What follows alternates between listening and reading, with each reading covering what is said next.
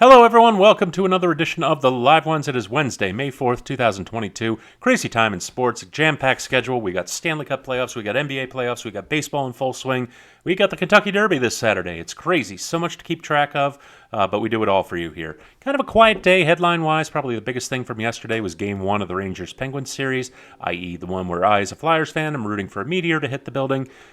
Game went to 3 overtimes, but really shouldn't have. Late in the third, after a strong defensive play by Capo Caco, he crashed the net on a scoring chance, appearing to get checked into the goalie. Philippe Scheitel was able to capitalize and put the puck in the back of the net with 3:10 left on the clock. But after review, the goal was wiped off the board, and we went into overtime. Igor Shesterkin, after 79 saves, just wow, 79 saves, wound up letting one get by him, and the Penguins got the dupe in the third overtime. Rangers will look to bounce back and even up the series in Game 2 when the puck drops at Madison Square Garden, 7 o'clock on Thursday. We had a fantastic day across all sports yesterday. We went 5-2 to go up 2.6 units to open the week. We're going to keep it going today. It's Wednesday, so there's a lot of early afternoon baseball we won't be able to get to, but we've got the night games plus all the action in both playoffs. Let's get to it. And we're going to start with the Sixers and the Heat. Let me tell you, the Sixers are just lost without Joel Embiid. Just lost. It was already a lot to ask of them to go on the road and beat the Heat in a playoff game, even with Embiid. But without him, and with James Harden going and pulling his annual disappearing act, this series just needed Harden to be the scorer he once was with the Houston Rockets, not the facilitator that he's been since he got to Brooklyn, and he's just not answering the call. Miami's going to put pressure on Philly defensively, and the struggling Sixers will once again fail to overcome on the road. Jimmy Butler and company will do enough offensively to roll to a second straight victory in this series. I'm laying the points on Miami for another lopsided win, giving the Heat -8. And out west to the Suns and the Mavericks. The Suns had a great game plan for Game 1. Let Luka score at will, because absolutely nobody else on this team can do a damn thing.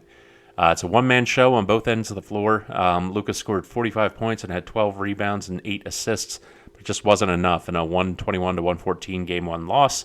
Only 3 other Mavericks even bothered to get double digits on the scoreboard, points-wise. Meanwhile, the Suns were back in their regular season form. DeAndre Ayton scored 25 points.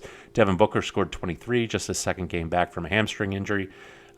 Phoenix came out smoking with a quick 9-0 lead that they would never relinquish. Suns never trailed in the game, and they led by 18 points after 3 quarters. They shot nearly 51% from the field and dominated the glass in the win. I don't think, you could expect a little bit of regression from that. Even for the Suns, 51% from the field is a lot. It's great shooting. You saw a complete team, though, in the Suns, and you saw one man in the Mavericks. As I said before Game 1, Luka's fantastic, but he's not a miracle worker. The Suns win this Game 2 in a similar walk. I'm taking them and laying the 6 points. Over to the Stanley Cup playoffs, and the game I'm interested in tonight is the Hurricanes and the Bruins.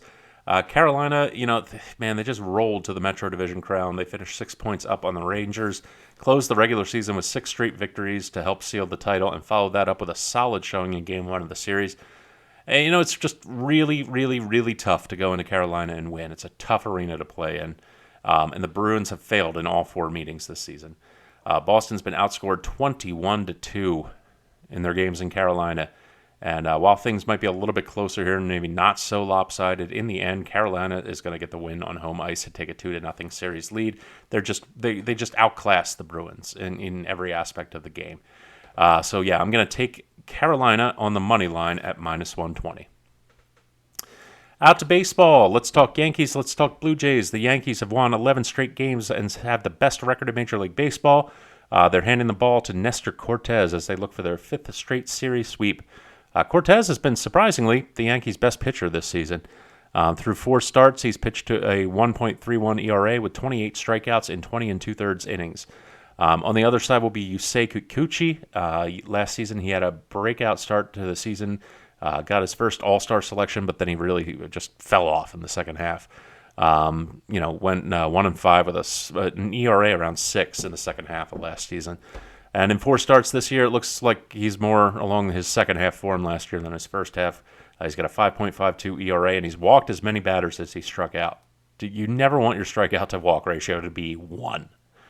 The Yankees offense, I never thought I'd say this after last year, is on fire. They're leading the league in runs scored and home runs.